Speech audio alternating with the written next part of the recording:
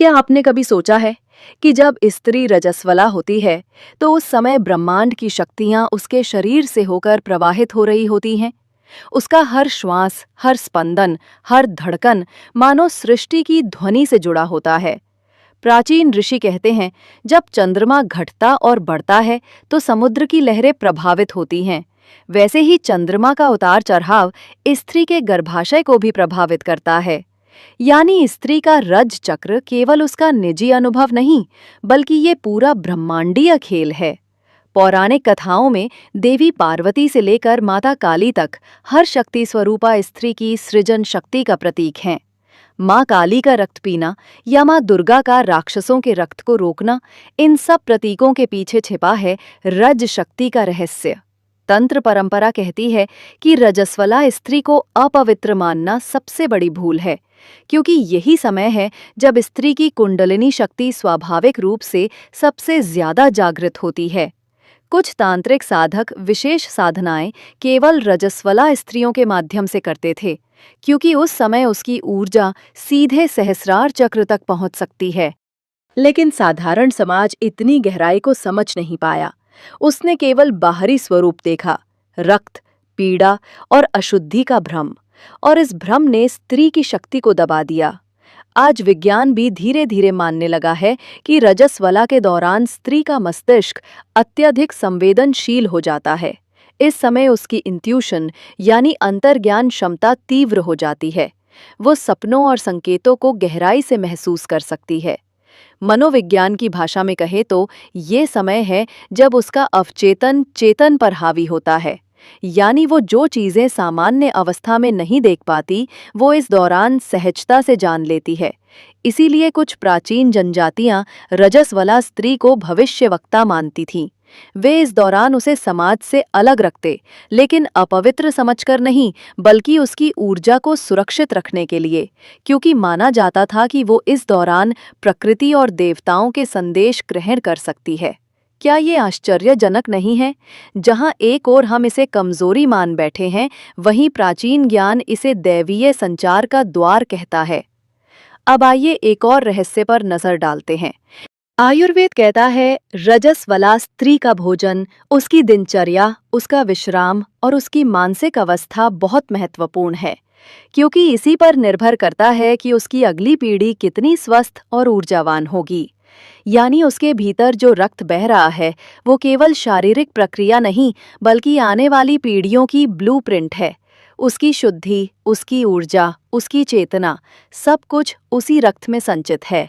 इसलिए पुराने समय में स्त्री को इस दौरान आराम करने दिया जाता था। उसे घरेलू काम से दूर रखा जाता था। लेकिन समय बीतने के साथ वो परंपरा दबाव और बंदिश बन गई। सम्मान के बजाय अपमान का रूप ले लिया।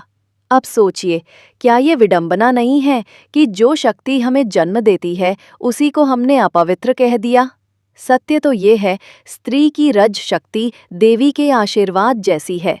जरा कल्पना कीजिए, एक साधारण स्त्री जब रजस्वला होती है तो वो चंद्रमा, धरती और ब्रह्मांड की लय से जुड़ जाती है।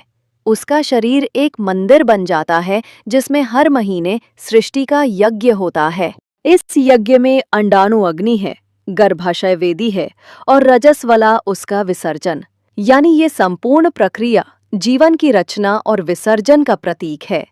अगर हम इसे समझ लें तो शायद हमें ये भी समझ आए कि स्त्री केवल पत्नी या माता नहीं, बल्कि चलती फिरती प्रकृति है। यही कारण है कि शास्त्रों में कहा गया, यत्र नार्यस्तु पूज्यन्ते रमन्ते तत्र देवता। जहाँ स्त्री का सम्मान होता है, वही देवता निवास करते हैं। स्त्री की रज शक्ति को समझना दरअसल स्त्री का सम्मान करना है, और स्त्री का सम्मान करना यानी स्वयं सृष्टि का सम्मान करना। आज आधुनिक विज्ञान भी धीरे धीरे ये मान रहा है कि रजस्वला केवल शारीरिक क्रिया नहीं, बल्कि इसमें गहरे न्यूरोलॉजिकल और ऊर्जा परिवर्तन शामिल हैं। कई शोध बताते हैं कि इस दौरान स्त्री का दिमाग अलग तरंगों, ब्रेन वेव्स पर काम करता है। वो अल्फा और थीटा वेव्स में अधिक समय बिताती है, जो ध्यान और साधना की स्थिति से जुड़ी होती हैं। क्या ये संयोग है, या ये प्रमाण है कि स्त्री उस समय अपने आप ध्यान की अवस्था में पहुंच जाती है? अगर समाज उसे अपवित्र कहकर दबाए नहीं, बल्कि इस अवस्था में उसे सम्मान और शांति दे, तो वो सहजता से देवी के स्वरूप को प्रकट कर सकती है। याद रखिए, स्त्री का रक्त अपवित्र नहीं, बल्कि ये वही शक्ति है जिससे संपूर्ण मानवता का निर्माण हुआ है। जब शिशु गर्भ में होता है तो उसे पोषण कौन देता है? वही रक्त, जो बाहर आकर रजस्वला कहलाता है। यानी एक ओर वो रक्त जीवन देता है और दूसरी ओर वो विसर्जन करता है।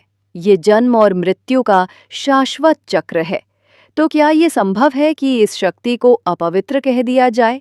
नहीं, ये तो ब्रह्मांड की सबसे पवित्र धारा है। अब समय आ गया है कि हम इस सत्य को स्वीकार करें। स्त्री को उसके रक्त सहित, उसकी संपूर्ण ऊर्जा सहित देवी माने, क्योंकि वास्तव में वही है आद्या शक्ति, सृजन की जड़, प्रकृति का स्रोत और उसका रज, ब्रह्मांड का सबसे गुप्त रहस्य।